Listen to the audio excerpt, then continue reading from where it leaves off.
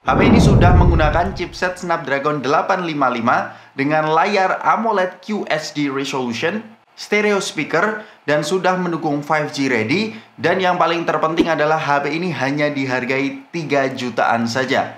Bagaimanakah jika LG V50 ini dibeli di tahun 2021 dan untuk siapa LG V50 ini sesungguhnya? So, without wasting any more time, let's talk about it.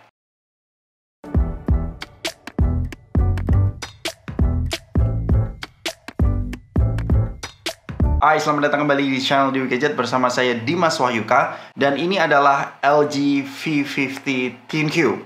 Ribet namanya.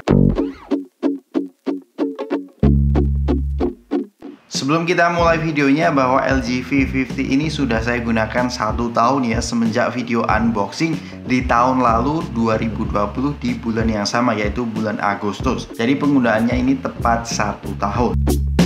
Hal yang pertama kita akan obrolin adalah bagaimana kondisi HP LG V50 ini selama penggunaan 1 tahun.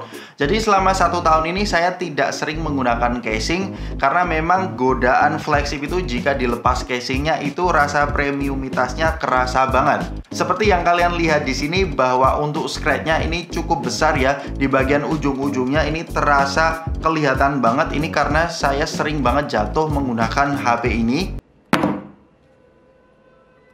Sampai-sampai di bagian atasnya ini ada bagian yang retak. Sehingga saya bisa menarik kesimpulan mungkin bagian depan yang retak ini diakibatkan versi Corning Gorilla Glass-nya itu versi kelima. Sedangkan di bagian belakang versi ke-6. Kemudian selain kalian mendapatkan 3 setup kamera di bagian belakang yang tidak ada bump kameranya, ini ada fingerprint sensor yang cukup cepat kemampuan bacanya, dan di bagian bawahnya ada konektor yang bisa kalian pasangkan dual screen. Kemudian untuk sertifikasinya, HP ini sudah mendukung sertifikasi IP68.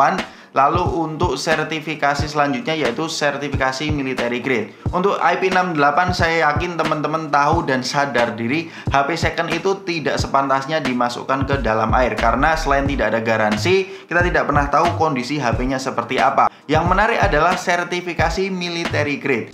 Jadi sertifikasi military grade ini tidak semua HP ada ya. Ini sebenarnya kalau kalian melihat di referensi yang saya taruh di bawah, untuk mendapatkan sertifikasi military grade banyak sekali pengujian yang harus dilakukan. Kurang lebih 24 pengujian yang dilakukan kategorinya. Ada low pressure, ada high pressure, ada solar radiation, ada goncangan, dan masih banyak lagi. Saya tidak akan menyebutkan, kalian tinggal baca di kolom deskripsi di bawah apa sih sebenarnya sertifikasi military grade itu. Tapi yang saya pengen highlight di sini adalah bagaimana ketahanan HP ini. Setelah saya menggunakan HP ini kurang lebih 1 tahun dan jatuh berkali-kali, tidak ada error whatsoever yang terjadi di HP ini. Untuk internal hardware-nya, walaupun ini jatuh berkali-kali, ini masih normal dan works really well.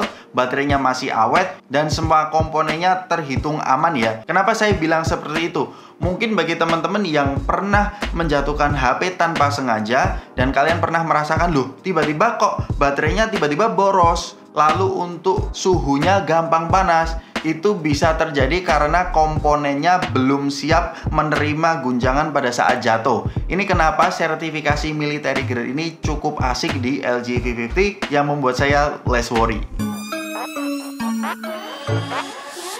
Kemudian untuk kelengkapan output dan inputnya, ini di sini ada mikrofon di bagian atasnya, lalu di bagian kanan ini ada power button dan SIM tray. Ini hanya mendukung single SIM dan micro SD. Kemudian di bagian kiri ada volume rocker dan ada Google Assistant. Di bagian bawahnya ini ada USB Type-C, speaker grill yang sudah mendukung stereo speaker. Lalu yang terakhir kita akan ngomongin masalah audio headphone jack yang masih ada di HP ini.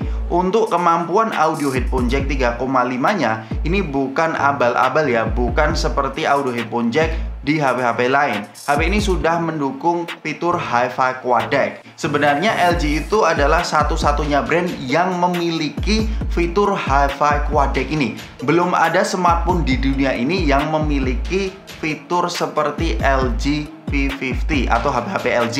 Sehingga ini menjadi fitur yang mahal banget. Bagi teman-teman entusias yang suka dengan audiophile, memang fitur Hi-Fi Codec ini benar-benar fitur yang mahal. Sehingga bagi teman-teman penikmat musik dan audiophile dengan earphone atau headset tertentu, saya jamin LG V50 ini memiliki kemampuan output audio terbaik dari para kompetitornya.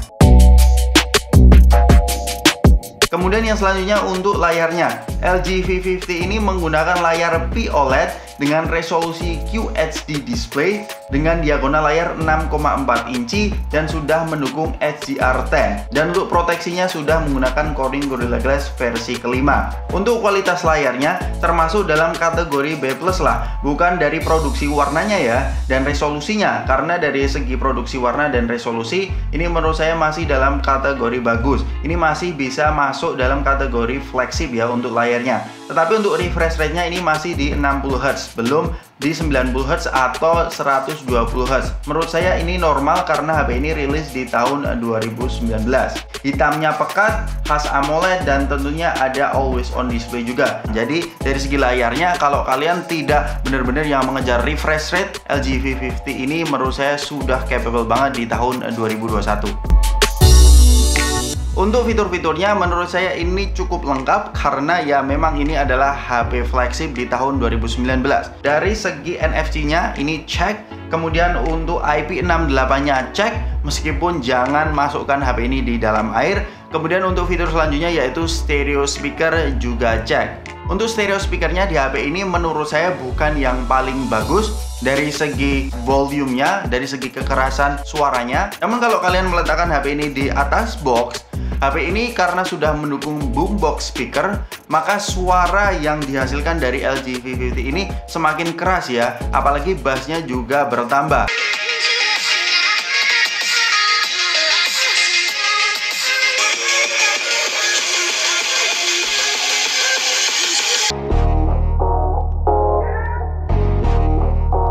Kemudian yang selanjutnya kita ngomongin soal performanya. Dapur pacu dari LG V50 ini menggunakan Qualcomm Snapdragon 855, RAM 6GB, dan internal storage-nya 128GB. Sebelum kita ngomongin soal performanya, saya ingin menyinggung terlebih dahulu 5G yang ada di LG V50. Jadi kemarin pada saat saya pulang dari Malaysia ke Indonesia, saya sejujurnya belum mencoba 5G di LG V50 ini karena memang daerah Jogja ini belum tercover 5G ya. Jadi saya belum bisa janji apakah LG V50 ini bisa terkoneksi 5G-nya. Namun saya yakin nanti frekuensi 5G di Indonesia semakin banyak sehingga LG V50 nantinya kita harapkan bisa menangkap sinyal 5G.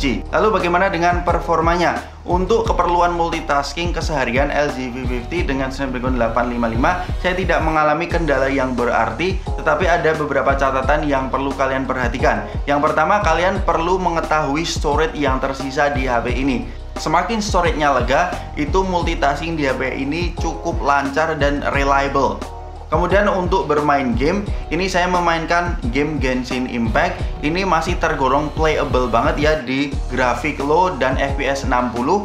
Ini masih tergolong lancar. Menurut saya pribadi Snapdragon 855 ini masih capable banget untuk bermain game berat. Dan bagaimana dengan suhunya? Menurut saya LG V50 ini relatif normal lah ya di Snapdragon 855-nya. Kecuali kalau kalian set Genshin Impact-nya rata kanan di 60 fps, ini memang game sulit banget ya menaklukkannya. Saran saya grafiknya low tapi 60 fps saja. Sudah cukup nyaman di LG V50. Kemudian untuk performa baterainya. Ya, untuk performa baterainya ini sebenarnya saya bisa bilang dengan kapasitas 4000 mAh-nya ini cukup saja, bukan yang impresif ya. Screen on time yang kalian bisa dapatkan kurang lebih 5 jam. Namun jika teman-teman masuk ke dalam setting dan mengeset displaynya itu di 720 resolusinya bukan QHD, maka kalian akan bisa mendapatkan screen on time kurang lebih ya 6 jaman lah. Untuk waktu chargingnya LG V50 ini karena sudah mendukung 18 watt, ini sekitar 1,5 jaman. Untuk charging yang saya gunakan ini adalah charging GaN atau gallium nitride dari Ugreen dengan 4 output maksimal 65 watt di colokan pertama dan kedua, sedangkan colokan ketiga 18 watt dan colokan USB Type A itu maksimal 22 watt. Jadi kalian bisa mengecas 4 device sekaligus. Dan bagi kalian yang belum tahu, GaN itu adalah teknologi terbaru di dunia perchargeran. Selain lebih aman, GaN charging juga relatif lebih dingin.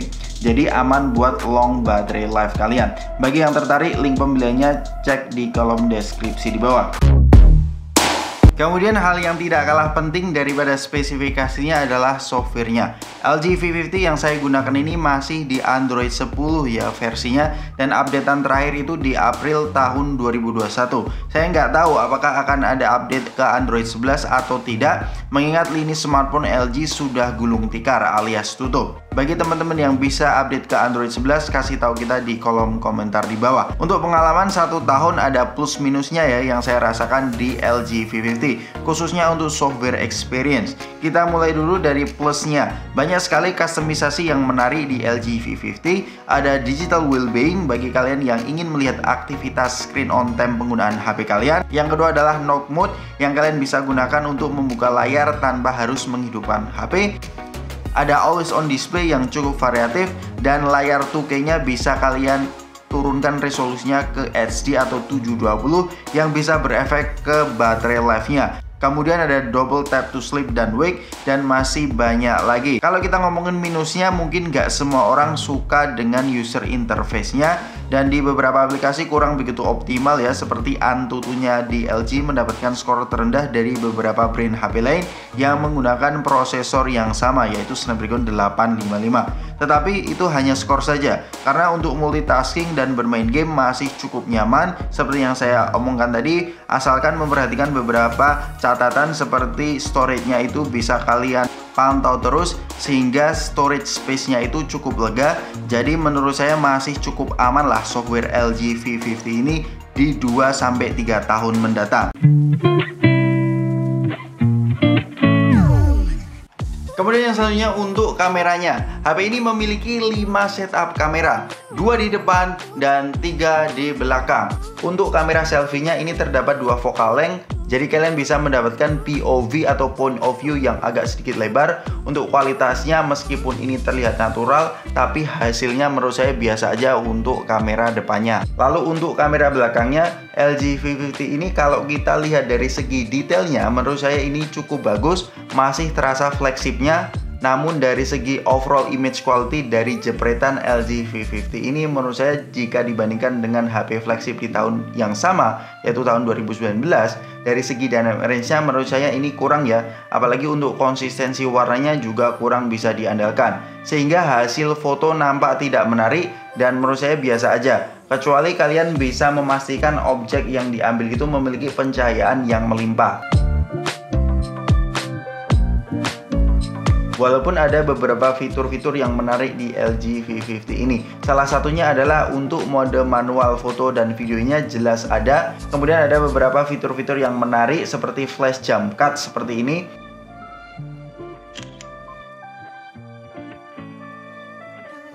Lalu ada AR emoji yang bisa memunculkan animasi-animasi real time seperti ini, dan masih banyak lagi. Kemudian untuk videonya bisa sampai 4K 60 fps di kamera utama dan kamera ultrawide.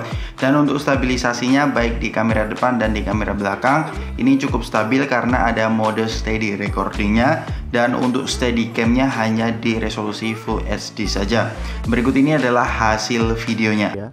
Dan untuk dynamic range-nya cukup bagus, dan kestabilannya ini saya jalan biasa menggunakan satu tangan. Kestabilannya gimana guys di 4K 30 fps. Ini adalah resolusi 4K 60 fps ya, cukup stabil ya di 60 fps nya kalau kita lihat di viewfinder-nya. Tetapi memang exposure-nya agak mudah berubah ya. Ini sangat wajar banget, tergantung kalian bisa memaksimalkannya dengan lock exposure sebelum kalian mengambil video. Berikut ini adalah 4K 60 fps di lensa ultrawide-nya LG V50. Menurut kalian gimana? Apakah masih stabil seperti 4K 30 fps-nya? Ya, menurut saya di viewfinder cukup stabil juga. Dan menurut kalian bagaimana nih? Kesimpulannya dari hasil video menurut kami cukup bagus, namun perlu pencahayaan yang balance dan melimpah agar hasilnya bisa maksimal. Apalagi kalau kalian tahu bagaimana cara nggunain video di LG V50 ini bisa memproduksi video yang lumayan bagus seperti ini. Alright, kita masuk ke kesimpulannya. Jadi LG V50 ini dengan harga yang sudah terjun bebas di rentan harga 3 jutaan, kalian sudah bisa mendapatkan layar AMOLED beresolusi QHD, stereo speaker, performa yang ngebut, dan pengalaman audiophile yang tidak akan kalian bisa dapatkan di brand lain. Dan yang terakhir, berpotensi bisa menggunakan koneksi 5G. Namun sebelum kalian beli LG V50 ini, kalian perlu memperhatikan beberapa catatan sebagai berikut. Yang pertama adalah LG V50 ini barangnya second, ini bukan baru. Dan yang kedua, dari sektor baterainya ini tergolong biasa aja, meskipun bagi pengguna casual terbilang cukup awet. Dan yang ketiga, kamera juga tergolong biasa, bukan yang tipe point and shoot langsung mendapatkan hasil foto yang bagus. Dan yang keempat, dari segi softwarenya bukan paling berkesan menurut saya. Dan yang kelima, bukan bagi kebanyakan orang LG V50 ini. Justru kalau saya harus menyarankan ke kebanyakan orang, saya menyarankan HP baru namun mid range di rentan harga yang sama dibandingkan dengan LG V50 ini. Bagaimana menurut kalian? Apakah kalian mau merogoh kocek 3 jutaan untuk LG V50 atau justru mid range? Kasih tahu kita di kolom komentar di bawah. Jangan lupa untuk subscribe channel Dewi Gadget ini agar teman-teman tahu dunia pergadgetan. Sampai ketemu di video selanjutnya. Peace out.